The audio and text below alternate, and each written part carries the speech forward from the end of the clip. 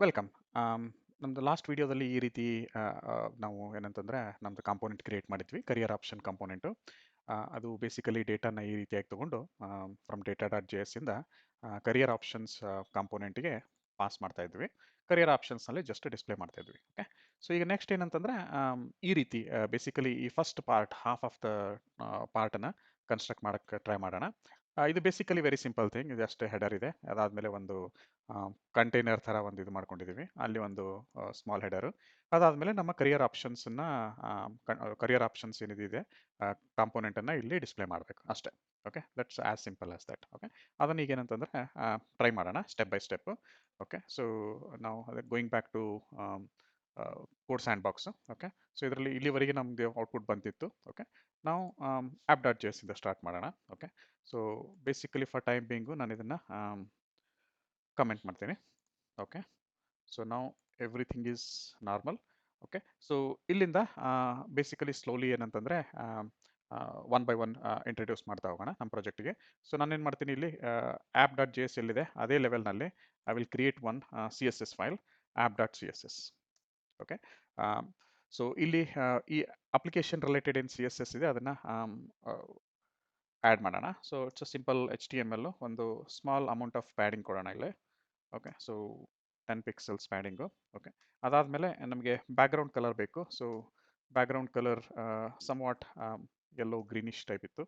Okay, so ಈ yellow greenish ಟೈಪನ್ನು ಇದು ಮಾಡೋಣ. ಸೊ ಈಗ ಫಸ್ಟ್ ಆಫ್ ಆಲ್ ಇದೇನು ಡಿಫೈನ್ ಮಾಡಿದ್ದೀವಿ ಇದನ್ನು ಸ್ಲೋ ಆಗಿ ಯೂಸ್ ಮಾಡ್ತಾ ಹೋಗೋಣ. Style start C S S ತೆಗೆದುಬಿಟ್ಟು ಇಲ್ಲಿ ನಮ್ಮದು ಏನಿದೆ app dot C S S. Okay, so app dot C S S add ಮಾಡಿದ ತಕ್ಷಣ ಓಕೆ ಅದು ಅಪ್ಲೈ ಆಗ್ತಿದೆ. ಸೊ ನಾವು ಒನ್ ಬೇಸಿಕ್ ಇಂಪಾರ್ಟೆಂಟ್ ಥಿಂಗ್, ನಾವು ನಾರ್ಮಲ್ ಜೆ ಎಸ್ ಅಲ್ಲಿ normal H T M L C S S ಇತ್ತು ಅಂದರೆ ನಾವು ಸ್ಟೈಲನ್ನು ಬೇಸಿಕಲಿ ಲಿಂಕ್ ಅಟ್ರಿಬ್ಯೂಟ್ ಮೂಲಕ ಲಿಂಕ್ ಮಾಡ್ತೀವಿ. ಇಲ್ಲಿ it is just like any other import, any other J S import ಯಾವ ಥರ ಮಾಡ್ತೀರಿ, just like that import C S S file. Even ಇಮೇಜಸ್ಸನ್ನು ನಾವು ಇದೇ ರೀತಿ ಇಂಪೋರ್ಟ್ ಮಾಡ್ಬೋದು. ಸೊ ಈ ರೀತಿ ಇಂಪೋರ್ಟ್ ಯೂಸ್ ಮಾಡೋದ್ರಿಂದ ಏನಾಗುತ್ತೆ, ನಮ್ಮದು ಬಿಲ್ಡ್ ಪ್ರೊಸೆಸ್ನಲ್ಲಿ ಬಿಲ್ಡ್ ಮಾಡುವಾಗ ಆ ಪರ್ಟಿಕ್ಯುಲರ್ ಅಟ್ರಿಬ್ಯೂಟ್ಸ್ನ ಫಾರ್ ಎಕ್ಸಾಂಪಲ್ ಈ ಬಿಲ್ಡ್ ಪ್ರೊಸೆಸ್ ರನ್ ಆಗುವಾಗ build process, if it encounters app.css, it will make sure that is also included in the build.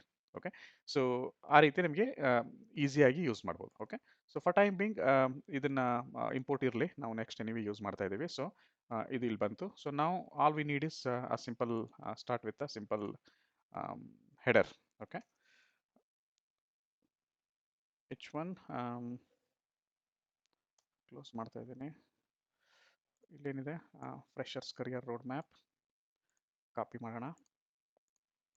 Okay, so ಇದನ್ನು ಅಲೈನ್ ಲೆಫ್ಟ್ ಮಾಡಬೇಕು. So I'll go with H1. Okay, basically C S S ಬಗ್ಗೆ ಜಾಸ್ತಿ ತಲೆ ಕೆಡಿಸ್ಕೊಳ್ಳೋದಿಲ್ಲ. So ಇದು C S S tutorial ಅಲ್ವಲ್ಲ. So basically ನಮ್ಗೆ ಎಷ್ಟು ಬೇಸಿಕ್ ಥಿಂಗ್ಸ್ ಬೇಕು ಅದನ್ನು ಕ್ವಿಕ್ಕಾಗಿ ಇನ್ಕ್ಲೂಡ್ ಮಾಡ್ತಾ ಹೋಗೋಣ ಇಲ್ಲಿ. ಓಕೆ, ಸೊ ಸೆಂಟರ್ ಆಯಿತು. ಇದಾದಮೇಲೆ ನಮಗೆ ಈ ಥರ ಒಂದು ಬಾಕ್ಸ್ ಬೇಕು. ಓಕೆ, ಕಂಟೈನರ್ ಬಾಕ್ಸ್ ಬೇಕು.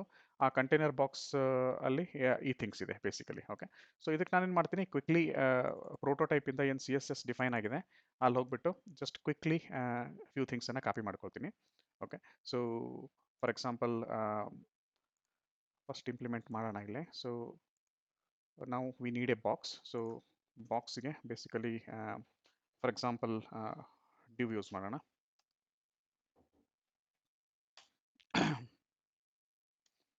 Okay, so class, okay, class name, let's call it as container options. So container options. So ಈ ಕಂಟೈನರ್ ಆಪ್ಷನ್ಸ್ ಅಲ್ಲಿ ಏನಂತಂದ್ರೆ ಬೇಸಿಕಲಿ ಎಲ್ಲಿದೆ ನಮ್ಮದು C S S. Okay,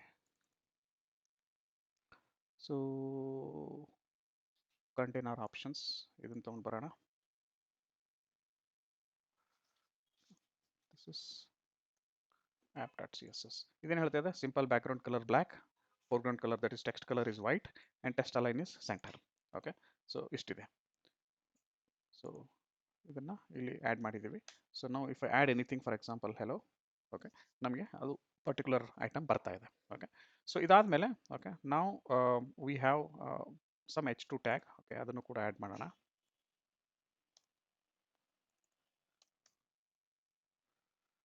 H2 close of H2. ಏನಿದೆ classical options.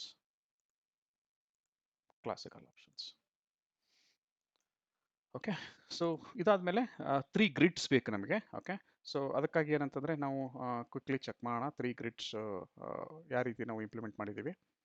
Okay, grid container ಒಂದಿದೆ, grid item ಒಂದಿದೆ. Okay, so we will copy these 2 things. Okay, ಎಲ್ಲಿದೆ? Okay, so grid container alide simply display it as a grid. Okay, and for every row 4 columns. Okay, and between the grid, each grid 10 pixels gap. Okay, and within the grid 10 pixels. Yeah? Within the grid padding is 10 pixels, and between grid items it's a 10 pixels gap. Okay, and each grid item background color is somewhat grayish color, and within the grid item there is a padding and text alignment is left. Okay, so ಇದನ್ನು use ಮಾಡೋಣ. Now we need a grid container. Okay, save ಮಾಡೋಣ. Now inside this we will have a div with class name as grid container. Okay, okay, ಇದಾದ್ಮೇಲೆ ನಮಗೆ basically 4 ಇದು ಬೇಕು, ಈ grid items. Okay, 4 grid items ತಗೋಣ. Okay, so basically div class name ಇದೇನಿದೆ grid ಏನಂತ, grid item or something. Okay, grid item.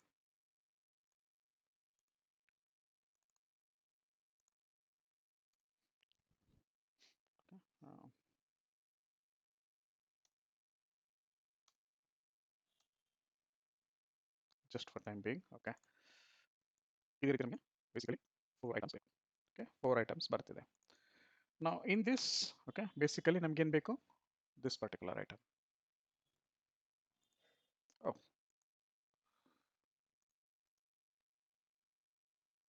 that's it.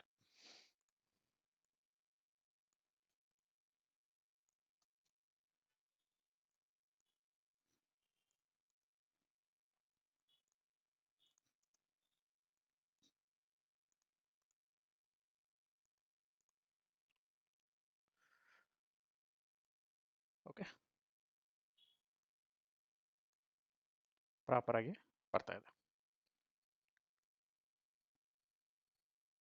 Okay, ಇದು responsive ಆಗಿಲ್ಲ, we will manage it later. Okay, but at least ನಾವು it is properly responding.